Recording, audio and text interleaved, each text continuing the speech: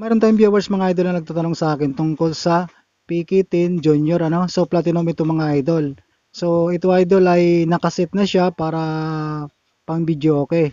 So pero itong ating viewers, so shoutout sa iyo idol ano. So nahinaan daw siya o nakukulangan sa volume ng PK10 Junior. Kaya nagbili pa ng isang amplifier at saka dalawang speaker yung ating viewers para mapalakasan niya pa yung ganitong setup ano. So doon idol nakita ko sa likod ng PK10 Junior, so may dalawang output akong nakikita doon na pwede tayong mag-connect sa isang amplifier na binili nyo. Kung ang amplifier na binili nyo mga idol ay integrated, so RCA input yung inyong magagamit dyan.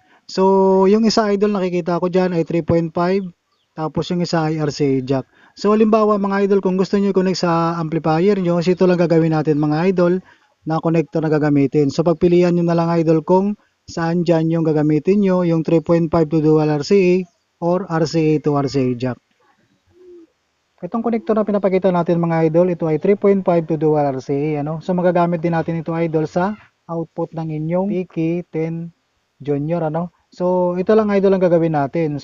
So dapat idol yung input ng inyong amplifier, dapat kung anong selector input ng ating amplifier, doon natin i-connect itong 3.5 to dual RCA. So yan idol, ito yung 3.5 to dual RCA idol, diyan natin magagamit yan sa kanyang output. Yung EB out na yan idol. Yan. Yung EB out na yan, itong magagamit natin na connector dyan dahil naka 3.5 output po siya. So, or earphone output po yan idol, papunta sa amplifier natin. Kung halimbawa ang selector ng ating amplifier ay naka-selector B. So itong gagamitin natin na connector dyan pag nasa AB output ang gagamitin natin. So kung halimbawa naman idol, kung ang gagamitin nyo ay RCA jack ano, so ito malamang mayroon kayong extra nito. Ito naman idol, magagamit naman natin yan sa audio out, no? Ito naman ay magagamit natin sa audio out ng inyong K10 Junior ano.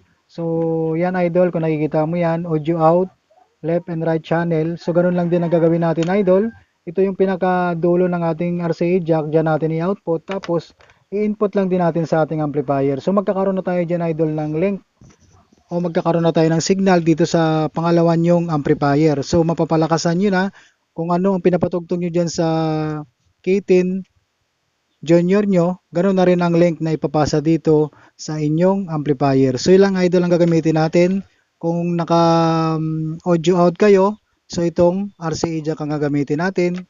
At pag naka AB out kayo idol, ito lang din gagamitin natin. Ano? Pagpilian nyo na lang idol kung ano ang mayroong kayong connector.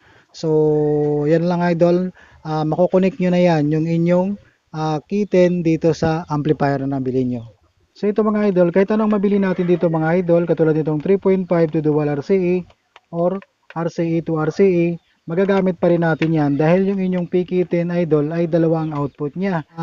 Pwede natin magamit sa dalawa na yun ano. So kung anong mabili man natin dito, magagamit natin yan.